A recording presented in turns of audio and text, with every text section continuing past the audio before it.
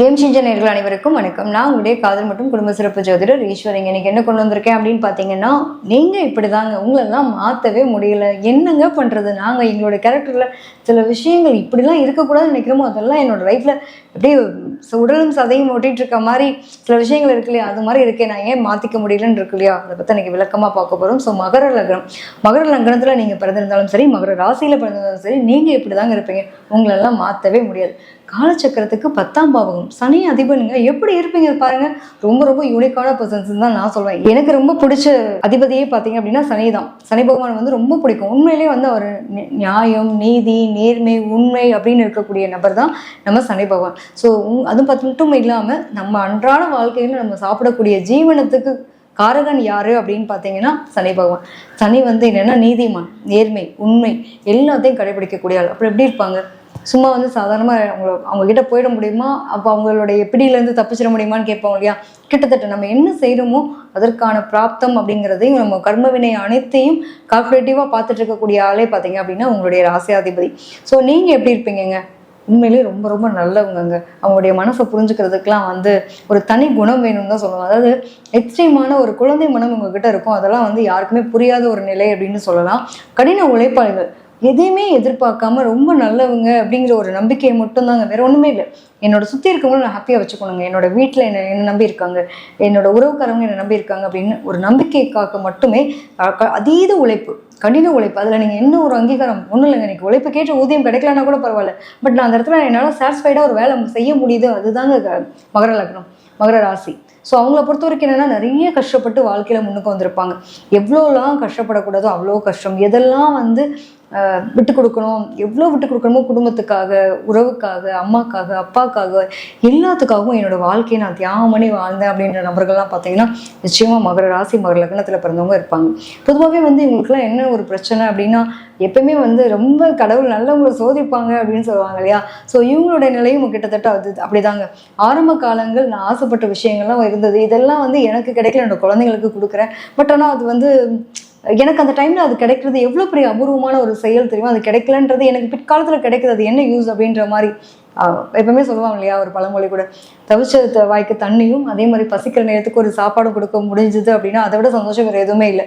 காலம் கடந்து கிடைக்கிற எந்த ஒரு சந்தோஷமுமே வந்து ஒன்றுமே அனுபவிக்க முடியாது. கிட்டத்தட்ட அந்த மாதிரி இவங்களுடைய வாழ்க்கையில் போய் கேட்டிங்கன்னா ஏகப்பட்ட சோக கதைகள் சொல்லுவாங்க மகர ராசி, மகர லக்னம்.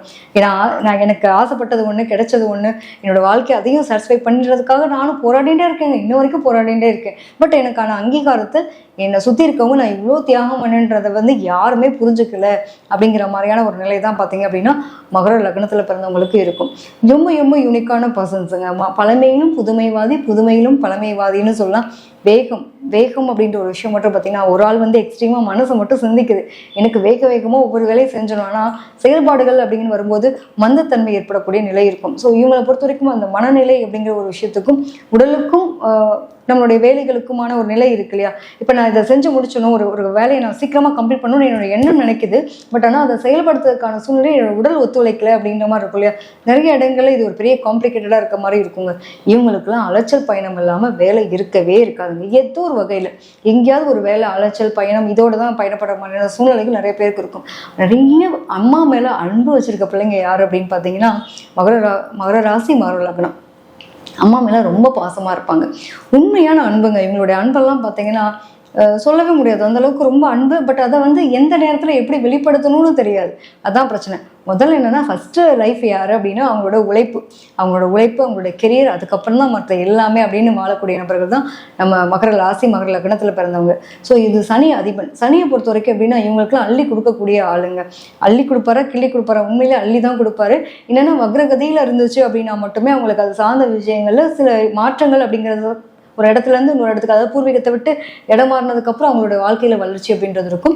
பொதுவாக வந்து சனி வந்து எல்லாருக்கும் கெட்டதை செய்வார் அப்படின்வாங்க. உண்மையிலேயே வந்து நியாயமானவர், நீதியானவர். அவங்க கொடுக்குற வழி கஷ்டமாக இருக்கும், ஆனால் என்னென்னா நெகட்டிவான பர்சன்ஸ் யாரையுமே உங்க கூட ட்ராவல் பண்ணவே விட மாட்டார். கம்ப்ளீட்லி கட் பண்ணி தூக்கி போட்டுருவாங்க. அது உறவாக இருக்கட்டும், எந்த ஒரு நட்பாக இருக்கட்டும், இந்த மாதிரியான விஷயங்கள்லாம் பார்த்தீங்கன்னா கம்ப்ளீட்டாக தூக்கி வெளியில் போட்டுரும். நல்ல உண்மையான உறவாக இருக்கட்டும், அவங்களோட தான் நீங்கள் பயணப்படவே முடியும். அதுவும் பார்த்தீங்கன்னா சரிதசா காலங்களில் கிடைக்கக்கூடிய சொத்தாக இருக்கட்டும், உறவாக இருக்கட்டும், அதே மாதிரி நம்ம வாங்கக்கூடிய ஒரு ப்ராப்பர்ட்டியாக கூட இருக்கட்டுமே, ஒரு லேண்டு கூட வாங்குறோம், எதுவுமே வந்து நம்ம கையில் நிலையாக இருக்குமே தவிர்த்து அந்த டைம் பீரியடில் வரக்கூடிய சொத்துக்கள் எந்த ஒரு விஷயமே உங்களை கையை விட்டு போகவே போகாதுன்னு சொல்லலாம். ஏன்னா நான் கஷ்டப்பட்டு நீ எதிர்பார்த்து கொடுக்குறேன் இல்லையா, அப்போ உன்னை இஷ்டப்பட்டு அதை வாங்கிக்கோ, உனக்கு ஒன்னிட்டிருந்து திருப்பி அதை நான் வாங்கிக்க மாட்டேன்ற அளவுக்கு நிறைய கஷ்டங்கள் இடர்பாடுகள் வந்த போதிலும் நீ இவ்வளோ தூரம் சமாளிச்சேன்ற மாதிரி ஒரு சொத்து வாங்கினா அது அவ்வளோ சீக்கிரம். அதனால சொல்லுவாங்க சனி திசையிலலாம் ஒரு சொத்து வாங்குறீங்க அப்படின்னா அதை விற்கிறதுக்கு ரொம்ப கஷ்டமாக இருக்கும். ஏன்னா எப்பவுமே வந்து ஸ்லோ ப்ராசஸ் தாங்க. சனி பகவானை பொறுத்த வரைக்கும் நிதானமாக கொடுப்பாரு, நிரந்தரமாக கொடுப்பாரு. அதாவது நிறைய விஷயங்களை வந்து அனுபவசாலியாக இருக்கணும், நீங்கள் எல்லாத்தையும் தெரிஞ்சுக்கணும், உங்களுக்கு நல்ல ஒரு அனுபவம் வேணும் அப்படிங்கிறத கற்றுக் கொடுக்கக்கூடிய ஆளாக இருப்பாங்க. சரி, மகர ராசி மகர லக்னத்தில் பிறந்தவங்க உங்களுடைய நிலைப்பாடுகளில் பார்த்தீங்க அப்படின்னா இந்த ஃப்ரெண்ட்ஷிப்னு ஒரு விஷயம் எடுத்துக்கலாம். நாங்கள்லாம் கோயமைன்னு 10-15 ஃப்ரெண்ட்ஸ்லாம் வச்சு சுற்ற மாட்டோங்க. ரொம்ப செலக்டிவாக எங்களோட கேரக்டருக்கு ஒத்து போகிற மாதிரியான கேரக்டரில் தான் நாங்கள் வந்து ஃப்ரெண்ட்ஸ் வச்சுப்போம். எல்லாருக்கூடையும் நாங்கள் பழகுறது இயல்பாக பழகுது, சும்மா அன்பாக பழகுவோம். பட் ஆனால் யாரு கூட இந்த மிங்கிள் ஆகாது இல்லை. நம்மளோட கேரக்டர் அவங்களோட கேரக்டர் வந்து ஒத்து போகணும், அந்த வேவனத்து ஒத்து போகிறவங்களோட மட்டும்தான் இவங்களுடைய நல்ல நட்பு அப்படிங்கிறது அமையறதுக்கான நிலைகள் இருக்கும். அது மட்டும் இல்லாமல் என்னதான் வந்துட்டு புதுமையாக இருந்தால் கூட அந்த அன்பு பாசம், அதே மாதிரி அந்த பூர்வீகம், இந்த மாதிரி சில விஷயங்கள்ல ரொம்ப நாட்டம் அதிகமாக இருக்கும். நம்மளாம் என்னதான் அந்த வெளிநாடு வெளியூர்லலாம் போய் வேலை பார்த்தாலும் எனக்கெல்லாம் குறிப்பிட்ட வயசு ஆனதுக்கப்புறம் எங்கள் ஊரில் போய் செட்டில் ஆனப்பா, எங்களோட திருவிழாவில் கலந்துக்கணும்ப்பா அப்படின்னு நமக்கு சில பேருக்கு ஆசை இருக்குல்ல. ஸோ மகர ராசி மகர லக்னத்தில் பிறந்தவங்களாம் பார்த்தீங்கன்னா இப்படி தான் இருப்பாங்க. இதில் என்ன ஒரு பெரிய ஹைலைட்டுனாங்க, இவங்களுக்கு கூட்டம் கும்பலே பிடிக்காது. அது என்னமோ அது தனிமை கூடயே நான் பழக்கிட்டேங்க. எனக்கு அது ரொம்ப பிடிச்சி போயிடுச்சு. ஆரம்பத்துல இருந்தே நான் ரொம்ப தனிமையிலே இருந்து வளர்ந்துட்டேன், சுயமாக இருந்து பழகிட்டேன். அது மாதிரி எனக்கு பெருசாக இது இல்லை. அது மட்டும் இல்லாமல் இவங்களை பொறுத்த வரைக்கும் எப்படின்னாங்க, இந்த விண்டேஜ் லுக்குன்னு சொல்லுவாங்களே, பழைய வண்டியை புதுசாக மாற்றுறதுன்னு இருக்குல்ல. இப்போல்லாம் வந்து இந்த என்ஃபீல்டு பைக்காக இருக்கட்டும், இப்போ நிறைய ட்ரெண்டியாக இருக்கக்கூடிய விஷயமே பார்த்தீங்கன்னா அந்த காலத்தில் எது ஃபேஷனாக இருந்ததோ அதுக்கப்புறம் இதை ஃபுல்லாக இப்போ நியூவாக ட்ரெண்ட் ஆக்குறாங்களே, இதெல்லாம் இவங்க தான். பழைய பைக்கை வாங்கி அது புதுசாக மாடர்ன் ஆக்கி இதுங்க அதில் வந்து ஒரு அம்பாசிடர் மாதிரி ஆகி, அதாவது விண்டேஜ் லுக்குன்னு சொல்லக்கூடிய வாட்சஸ்லாம் பார்த்தீங்கன்னா இப்போ ரொம்ப ட்ரெண்டியாக பசங்கள்லாம் மத்தியில் போடுறாங்களே, இந்த மாதிரியான விஷயங்கள் இதெல்லாம் வந்து எங்களுக்கு ரொம்ப பிடிக்கும். பர்டிகுலராக பார்த்தீங்கன்னா அதீதமாக வந்து ஒரு தனிமையாக ஒரு பயணம் பண்ணணும். எத்தனை பேருக்கு நீங்கள் ஆசைப்பட்டிருக்கீங்கன்னு சொல்லுங்கள். மகர ராசி மகர லக்னத்துக்காரங்க நான் லடாக் போகணுன்னு ஆசைப்பட்டேன், அதுவும் தனியாக பைக்கில் அப்படியே ஒரு சாங் கேட்டுட்டு ரொம்ப ஜாலியாக போகணும். அட்லீஸ்ட் லடாக்லனா கூட எனக்கு ரொம்ப தூரம் பயணங்க, ஏதாவது ட்ராவல் பண்ணுறது, மலையேற்றமாக இருக்கட்டும், இந்த மாதிரி ஒரு பைக் ரேஸாக இருக்கட்டும், இந்த மாதிரி விஷயங்கள்லாம் எனக்கு ரொம்ப பிடிக்கும். அதே மாதிரி என்னோடய வண்டியை வந்து ரொம்ப அழகாக பாதுகாப்பாக அடிக்கடி மெயின்டைன் பண்ணிகிட்டே இருப்பேன். வண்டி சர்வீஸ் கொடுப்பேன், அடிக்கடி மாற்றிகிட்டே இருப்பேன், என்னெல்லாம் முடியுமோ அதை அப்டேட் பண்ணிகிட்டே இருப்பேன் அப்படிங்கிற மாதிரியான நிலை இல்லைங்க. எனக்கு வந்து அது ரொம்ப பிடிக்கும்னு வாங்கிட்டேன். பட் அது தொந்தரவாகவே இருக்குது. இது புதுசாக மாற்றுறதுக்கு பொதுவாகவே வேறு மாதிரி இப்போ நம்ம ஒரு புது விஷயத்தை உருவாக்குற மாதிரி ஏன் பண்ணக்கூடாதுன்ற மாதிரி நானே உருவாக்குனேன் அப்படின்ற மாதிரி சில விஷயங்கள் பண்ணியிருப்பீங்களா? எத்தனை பேர் அப்படி பண்ணீங்கன்றதை கமெண்ட்டில் போடுங்க. ஸோ மகர ராசி மகர லக்னத்தை பொறுத்த வரைக்கும் எப்பவுமே யூனிக்கான பர்சன்ஸு, நிறைய நல்ல விஷயங்கள் எங்ககிட்ட இருக்குது. ஆனால் அவங்களுடைய மனம் மட்டும்தான் மற்றவங்களுக்கு புரியாத ஒரு புதிராக இருக்கக்கூடிய நிலை அப்படின்றது இருக்கும். கொஞ்சம் பொதுவாகவே வந்து மகர லக்னத்தை மகர ராசியை பொறுத்த வரைக்கும் கொஞ்சம் செல்ஃபிஷாக இருப்பாங்க அப்படின்னு சொல்லுவோம். ஏன்னா அவங்களுக்கு அந்த சனி அதிபன் அப்படின்றப்போ கிட்டத்தட்ட இவங்களுக்கான நிலைகள் என்னன்றதுல ரொம்ப தெளிவாக இருப்பாங்க.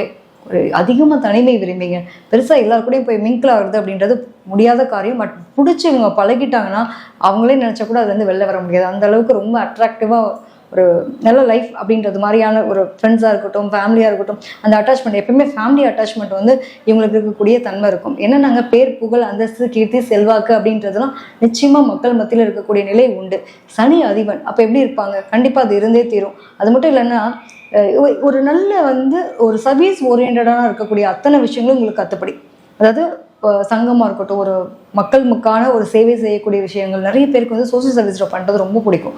பட் ஆனால் என்னென்னா இது என்னத்தை நம்ம யாருமே போய் நம்ம என்னப்பா பண்ணுறது, நல்ல ஒரு உண்மையிலேயே ஒரு தலைவனாக இருக்கிறதுக்கான தகுதி மகர லக்னத்துக்கு மகர ராசிக்கு உண்டு. ஆனால் என்ன பண்ணணும்னா இவங்க அவங்களா முன் வந்து எதையுமே செய்ய மாட்டாங்க.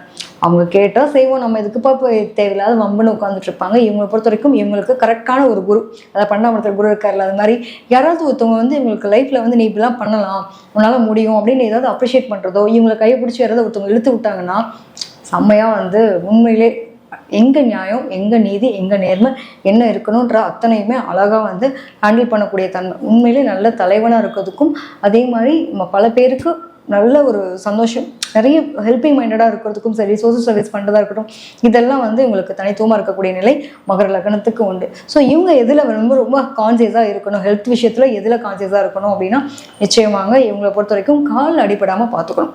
வண்டி வாகனங்கள் வெளியில் போக்குவரத்தில் போயிட்டு வராங்க அப்படின்னா கண்டிப்பாக கொஞ்சம் பொறுமை நிதானத்தை கடைபிடிக்கிறாங்க அப்படின்னா பரவாயில்ல, எலும்பு தேய்மானங்கள் வர்றதுக்கான வாய்ப்பு இருக்குது. அது மட்டும் இல்லாமல் இவங்களுக்கு ஸ்கின் டிசீஸ் வர்றதுக்கும் வாய்ப்பு இருக்குது. ஸோ இவங்க ஃபேமிலியில் ஏதாவது இஷ்யூஸ் இருக்குது அப்படின்னா இவங்க அதை கொஞ்சம் கான்சியஸாக பார்த்துக்கிறது ரொம்ப நல்லது. ஸோ இது மாதிரி இந்த டாட்ஸ் சொல்லுவாங்க, ஒயிட் டாட்ஸ், இந்த மாதிரி விஷயங்களாக இருக்கட்டும், அதே மாதிரி சுரப்பிகள் சார்ந்த விஷயங்களில் தொந்தரவு இருக்கிறது.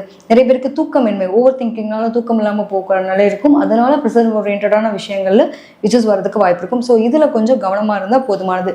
நம்ம லைஃப்பில் வந்து சில விஷயங்கள்லாம் இது மட்டும் கரெக்டாக இந்த டைமில் நடக்குது. நம்ம ஒரு நிகழ்வுகள் இருக்குல்ல, குழந்தை பிறக்கிறதா இருக்கட்டும், கார் வாங்குறதா இருக்கட்டும், வீடு வாங்குறதா இருக்கட்டும், நமக்குன்னு ஒரு பார்ட்னர் அமைகிறதா இருக்கட்டும், இந்த மாதிரி விஷயங்கள்லாம் இருக்குல்ல. பொதுவாக மகர லக்னத்தில் மகர ராசியில் பிறந்தவங்களுக்கு இந்த தசாபுத்திகள்னு சொல்லுவோம் இல்லையா. ஸோ அவங்களுக்கு பார்த்தீங்கன்னா சுக்கிர தசை, அப்போ பர்டிகுலராக பார்க்கும்போது ஃபஸ்ட்டு சனி தசை வந்து பயங்கர சப்போர்ட்டிவ். அதே மாதிரி புதன் தசையும் உங்களுக்கு ரொம்ப சப்போர்ட்டிவாக இருக்கக்கூடிய நிலை உண்டு. அதே மாதிரி சுக்கிர தசை, சனி தசை, சுக்கிர தசை, புதன் தசை, செவ்வாய் தசை, இந்த 4 திசைகளும் இவங்களுக்கு வாழ்க்கையில் முக்கியமான தசாபுத்திகளாக இருக்கும். இந்த தசாபுத்தி காலங்கள் நடக்கும்போது தான் எங்கள் லைஃப்பில் முக்கியமான ஈவெண்ட் எல்லாமே நடக்குங்க. ஸோ இதெல்லாம் வந்து ரொம்ப முக்கியமான ஒரு தருணம், நம்ம மறக்க முடியாத தருணம்ல. எப்பயுமே வந்து முதல் காதல் எப்படி மறக்க முடியாதோ அது மாதிரி ஃபஸ்ட்டு நான் வீடு வாங்கினேன், ஃபஸ்ட்டு நான் வந்து ஒரு அட்வான்ஸ் பே பண்ணேன், என்னுடைய சுய சம்பாத்தியத்தில் நான் பண்ணினேன்ற சில விஷயங்கள் ஈவெண்ட்டெல்லாம் இருக்குல்ல, இந்த தசாபதி காலங்களாம் குறித்து வச்சுக்கோங்க. டெஃபினட்டாக உங்கள் லைஃப்பில் முக்கியமான ஈவெண்ட் நடக்குது அப்படின்னா இது சார்ந்த ஈவெண்ட் எல்லாமே இந்த காலகட்டத்தில் தான் நடக்கிறதுக்கான வாய்ப்பு இருக்கும். ஸோ ஓவராலாக பார்க்கும்போது ரொம்ப நல்ல விஷயங்கள் நிறைய இருக்குங்க. இல்லாத விஷயத்தை தேடி அலையிறதை விட இருக்கிறத வச்சு நிறைவாக வாழ தெரிஞ்சாலே போதுமானது. உங்களுடைய தனிமை ரொம்ப நல்ல விஷயம்தான். பட் ஆனால் அதே சமயத்தில் ரொம்ப ரொம்ப காம்ப்ளிகேட் பண்ணிக்காமல் இருந்தாலே போதுமானது. நெகட்டிவான தாட்ஸ் எல்லாம் தூக்கி தூர போட்டுருங்க. பாசிட்டிவான எண்ணத்தோட பயணப்பட்டீங்க அப்படின்னா இன்றைய நாள் மட்டும் இல்லாமல் எல்லா காலமும் எல்லா நாளுமே இனிமையாக உங்களால் வாழ முடியும். இல்லாத விஷயத்த மட்டும் எப்பவுமே ஓவர் காம்ப்ளிகேட் பண்ணிக்கிறது உங்களோட பிரச்சனை. அந்த மைனஸை மட்டும் மாற்றிக்கோங்க அப்படிங்கிறது தான்.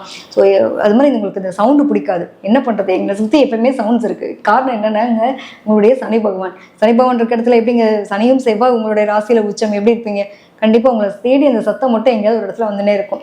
அது மட்டும் கொஞ்சம் பார்த்துக்கிறது பெட்டர்ன்ற மாதிரி சொல்லலாம். ஸோ இது எதை நம்ம வேணான்றமோ அதுவே பிரதானமாக இருக்குது அப்படிங்கிற மாதிரி நிலைகளோடு பயணப்படக்கூடிய சூழ்நிலைகள் உங்களுக்கு இருக்கிறதுக்கான வாய்ப்புகள் இருக்குது.